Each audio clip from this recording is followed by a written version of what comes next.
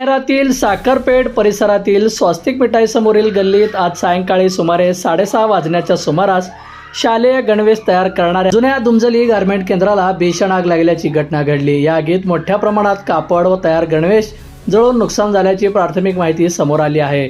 मिळालेल्या माहितीनुसार सैपन सगरी यांच्या मालकीच्या रेडीमेड शालेय गणवेशाच्या केंद्रात अचानक आग लागली। परिसरातील नागरिकांनी धूर व ज्वाळा दिसताच तात्काळ अग्निशामक विभागाला कळवले।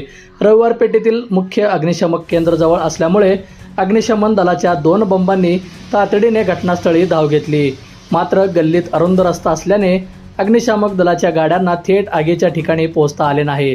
त्यामुळे सुमारे 100 ते 150 मीटर अंतरावर गाड्या उभ्या करून अग्निशामक कर्मचाऱ्यांना पाईपची साहाय्याने आतमध्ये प्रवेश करून पाण्याचा मारा करावा लागला। गारमेंटमध्ये मोठ्या प्रमाणावर कापड साठा असल्याने आगीने काही वेळातच तीव्र रूप धारण केले।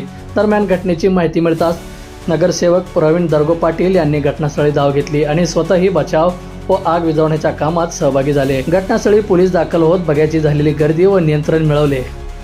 नागरिकांच्या मोठ्या प्रमाणात गर्दी झाल्याने अग्निशामक विभागाच्या कर्मचाऱ्यांना अडचणी निर्माण झाल्या होत्या।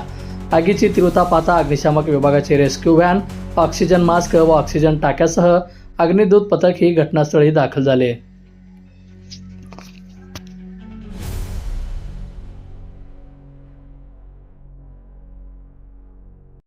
बंधुप्रेम न्यूज चॅनलला लाईक, सबस्क्राईब व बेल आयकॉन दाबायला विसरू नका। धन्यवाद।